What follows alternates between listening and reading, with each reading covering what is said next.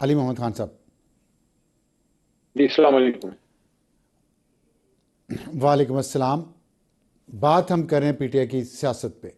یہاں پہ ایک یہ تاثر بن رہا ہے۔ پہلے اگر میں آپ کو سنا دوں کہ خان صاحب مائنس نہیں ہو سکتے، یہ آپ کے سب سے بڑے سیاسی مخالف پاکستان مسلم لیگ نون کے پنجاب کے صدر رانا ثناء اللہ صاحب نے کیا کہا ہے، سنیے ذرا۔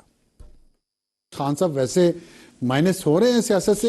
لیکن جہاں تک مائنس ہونے کا تعلق ہے، نہیں مائنس نہیں ہو سکیں گے۔ پچھلے 70 سال آپ دیکھ لیں، اگر مائنس ہونا ہوتا تو پھر ذوالفقار علی بھٹو مائنس ہو چکے ہوتے، بے نظیر مائنس ہو چکی ہوتی، میاں نواز شریف جو ہے وہ مائنس ہو جاتے۔ یہ اس طرح سے یہ طریقہ مائنس کرنے کا ہے ہی غلط۔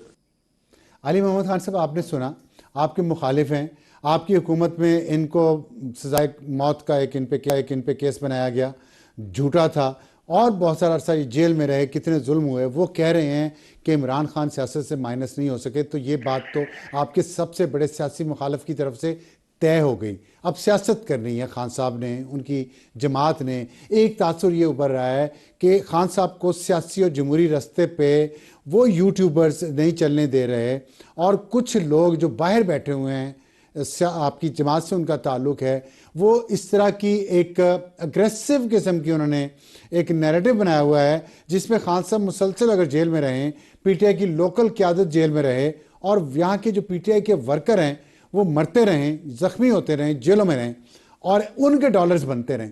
آپ سمجھتے ہیں کہ پی ٹی آئی ایسے چند لوگوں کے ہاتھوں میں ہاسٹیج بن چکی ہے؟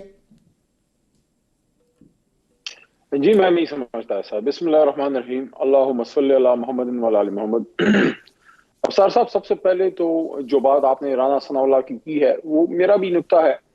سیاست میں مائنس کرنے کا اختیار اللہ کے بعد پاکستانی قوم کو ہوتا ہے، اور اس بات کا سب سے بڑا ثبوت یہ ہے کہ ضیاء الحق صاحب کا 11 سالہ مارشل لائی دور پیپلز پارٹی کا سیاسی خاتمہ نہ کر سکا، لیکن جب پیپلز پارٹی اقتدار میں آئی اور زرداری صاحب کے نیچے جب 2008 سے 13 تک 5 سال کی حکومت رہی، اس کے بعد وہ پیپلز پارٹی سکڑ کے سندھ میں وہ سکڑ گئی، بلکہ کراچی سے بھی آؤٹ ہو گئی، لاہور سے، پنجاب سے بھی آؤٹ ہو گئی، خیبر پختونخوا اور بلوچستان سے بھی آؤٹ ہو گئی۔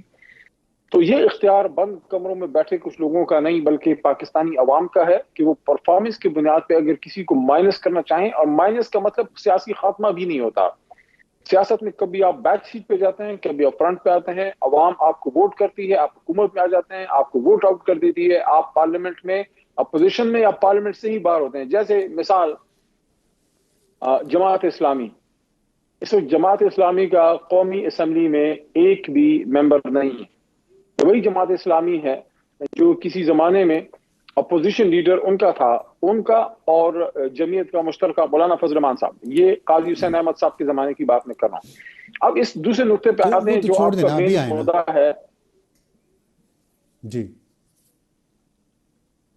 میں اسی طرف آ رہا تھا۔ دیکھیے، یوٹیوبرز اسی پہ بات کریں گے جو چیز عوام کے دل کے قریب ہوگی، اور اگر کوئی شخص ایک سیاسی لیڈر ہے اور وہ بھی عمران خان صاحب کے پائے کا لیڈر ہے، تو لیڈر نہیں بلکہ یوٹیوبرز، میڈیا، الیکٹرانک میڈیا اور سوشل میڈیا آپ کو اسی چیز کی طرف نشاندہی کرے گی اور اس پہ بات کرے گی جو وہ لیڈر نیریٹو سیٹ کرتا ہے۔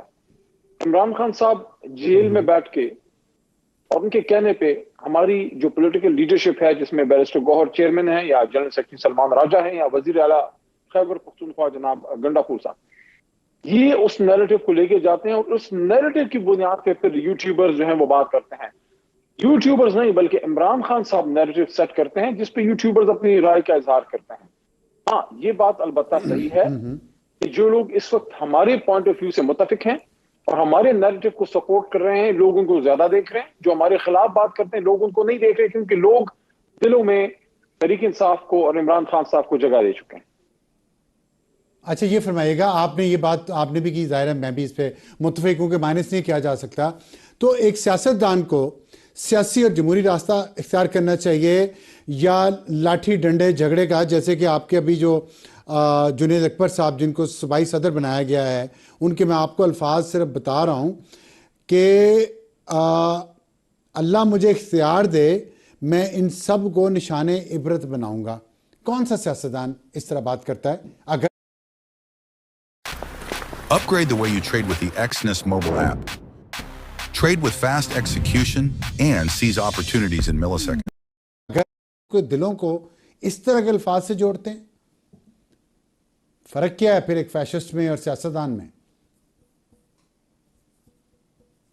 دیکھیں ان میں ایک سیاسی بات کی ہے اور مثال بنانے کا مطلب یہی ہوتا ہے کہ عوام آپ کو ریجیکٹ کر دے گی، اور سیاست میں سب سے بڑی مثال یہ ہوتی ہے کہ عوام آپ کو ووٹ نہ دے اور آپ اختیار دے دیں. نہیں مجھے اختیار آ گیا تو عبرت کی مثال بنا دوں گا.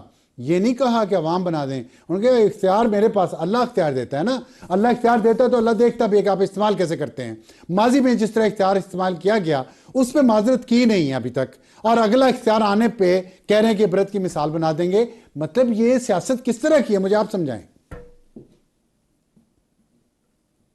ابصار صاحب اپنی بات کی وضاحت تو جنید صاحب خود کریں گے، لیکن وہ تیسری بار ایم این اے بنے ہیں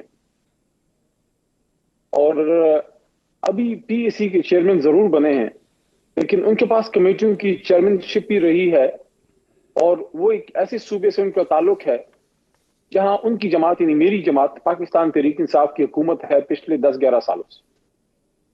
کوئی ایک مثال کو یہ نہیں بتا سکتا جہاں جنید اکبر خان یا جنید کے علاوہ کوئی اور بھی نظریاتی پی ٹی آئی کا کوئی ورکر ہو. مجاہد خان ان کے ساتھ ہمارے ایم این اے ہیں، سوات میں مراد سعید صاحب ہیں، وہاں سلیم الرحمان صاحب ہیں، یہاں فضل خان ہے نیچے 4 میں، اور پشاور میں شیر ارباب شیر علی صاحب ہیں، عاطف خان ہے مردان سے، میں ہوں یہاں. صرف جنید نہیں، کسی کو بھی آپ لے، کیا کسی نے کسی ایسے کے ذریعے کسی پہ غلط پرچے بھی کاٹ؟ ہمارے پاس اختیار تھا، آج بھی ہے.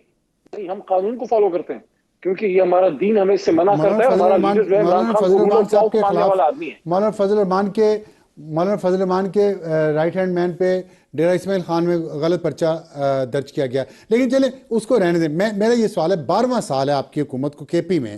آپ 8 فروری کو کے پی کو بند کر کے اپنی حکومت ہے جہاں پہ اپنے لوگوں کے لیے مسائل پیدا کر کے، یہ تو آپ ایک ایگزیکٹو آرڈر کے ذریعے بھی کر سکتے ہیں، لیکن آپ کیا حاصل کریں گے اس سے کے پی کو بند کر کے جہاں پہ آپ کی حکومت ہے اپنے ہی صوبے کو بند کر کے؟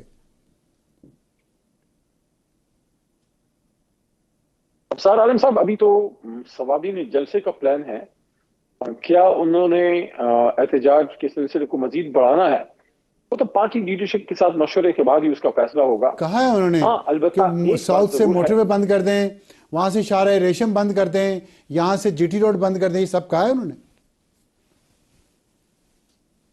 انہوں نے آپ ہی کے ساتھی سینئر جرنلسٹ حامد میر صاحب کے پروگرام میں اس طرف انویا دیا تھا، لیکن کیا ابھی روڈ بلاکیج کی طرف تحریک انصاف نے جانا ہے یا نہیں جانا، اس پہ فیصلہ بھی ہونا ہے. فی الحال صوابی میں جلسے کا ایک بطور احتجاج ایک بڑا گیدرنگ ہوگی، اور ساتھ میں لاہور میں بھی. ہاں البتہ ہمیں یہ عجیب لگ رہا ہے کہ ایک جلسے سے پنجاب حکومت کی جان کیوں جا رہی ہے. آج بھی عالیہ حمزہ بی بی کو اور ہماری لیڈرشپ کو گرفتار کرنے کی کوشش سنائی کی گئی، جو کہ وکلاء نے اور عوام نے ایک طرح سے اس چیز کو کامیاب نہیں ہونے دیا، اور وکلاء جو ہے انہوں نے ریسکیو کیا ہے قانون کی مدد سے. لیکن ایک جلسے سے پنجاب حکومت کی جان جا رہی ہے، عجیب بات ہے.